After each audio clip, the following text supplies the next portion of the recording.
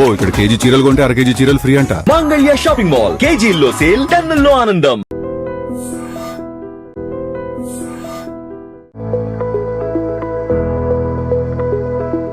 అసలు షుగర్ ఉండేటువంటి వాళ్ళు ఎటువంటి ఆహార పదార్థాలు తినాలి అనేటువంటి విషయానికి వచ్చినట్లయితే తప్పకుండా షుగర్ ఉన్నటువంటి వాళ్ళు ప్రోటీన్ సరైనటువంటి క్వాంటిటీలో తీసుకోవాలి.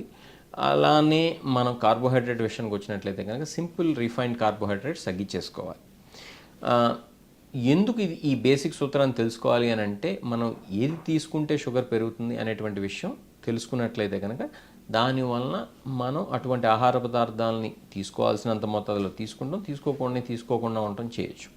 అలానే షుగర్ ఉండేటువంటి వాళ్ళు శాచురేటెడ్ ఫ్యాట్స్ కానీ ట్రాన్స్ ఫ్యాట్స్ కానీ ఇటువంటి వాటిని తగ్గించుకోవాలి. షుగర్ ఉన్నటువంటి వాళ్ళే కాదు, ఆ మాటకు వస్తే షుగర్ లేనటువంటి వాళ్ళు కూడా ఈ ట్రాన్స్ ఫ్యాట్స్ శాచురేటెడ్ ఫ్యాట్స్ తగ్గించినట్లయితే కనుక మనకి ఇన్ జనరల్గా కూడా హెల్త్ బాగుంటుంది. కాబట్టి ఈ సూత్రాలను పాటించాల్సి ఉంటుంది.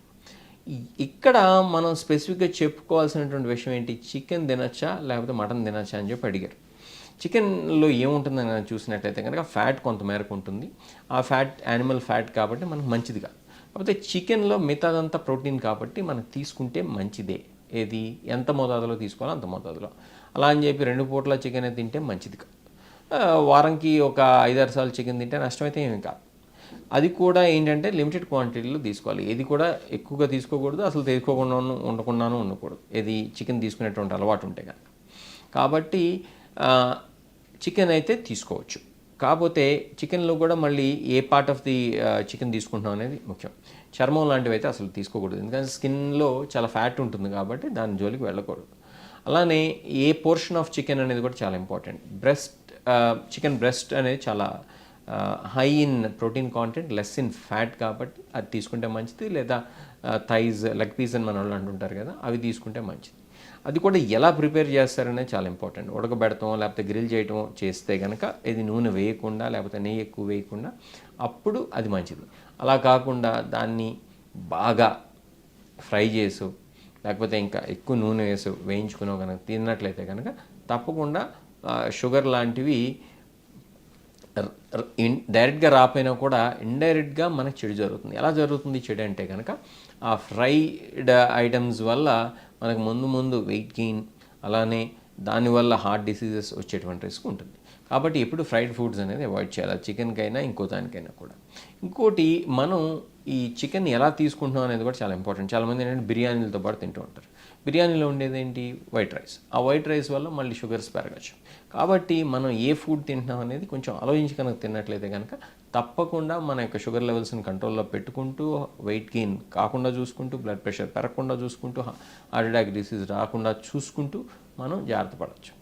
ఇక మటన్ విషయానికి వచ్చినట్లయితే మటన్ రెడ్ మీట్ అనేది ఎంత తగ్గిస్తే అంత మంచిది. అది కేవలం షుగర్ కోసం అనే కాదు, ఇన్ జనరల్ కూడా చెప్తున్నాను. ఎందుకంటే మటన్ తీసుకుంటాం వల్ల హార్ట్ అటాక్ రిస్క్ కానీ లేకపోతే ఇన్ జనరల్ మనకి ఈ కొన్ని రకాలైనటువంటి క్యాన్సర్స్ రిస్క్ కానీ పెరిగేటువంటి అవకాశం ఉంటుంది. షుగర్ ఉండేటువంటి వాళ్ళు ఎందుకు తీసుకోకూడదు లేదా తగ్గించి ఎందుకు తీసుకోవాలి అని కనుక చూసినట్లయితే ఈ మటన్ వల్ల ప్రాబ్లమ్స్ ఏంటంటే మటన్లో రెడ్ మీట్ ఉంటుంది కాబట్టి దాని వలన మనకి హార్ట్ అటాక్ రిస్క్ అనేది బాగా పెరుగుతూ ఉంటుంది, కొలెస్ట్రాల్ రిస్క్ కూడా పెరుగుతూ ఉంటుంది.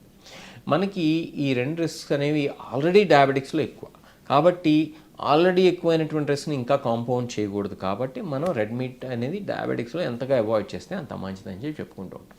అలానే ఎలా ప్రిపేర్ చేసుకోవాలి, దేంతో పాటు తినాలి అనేది చికెన్కి ఎలా వర్తిస్తుందో అవే సూత్రాలు ఈ రెడ్ మీట్కి కూడా అంటే మటన్కి కూడా వర్తిస్తాయి. కాబట్టి ఈ బేసిక్ ప్రిన్సిపల్స్ మనం ఫాలో అయినట్లయితే చికెన్ కానీ మటన్ కానీ ఎంత మోతాదులో తీసుకోవాలో అంత మోతాదులో కనుక తీసుకున్నట్లయితే డయాబెటిక్స్ కూడా వాళ్ళు నాన్ వెజ్ని ఆస్వాదిస్తూ వాళ్ళ యొక్క లైఫ్ని లీడ్ చేయొచ్చు హెల్తీగా.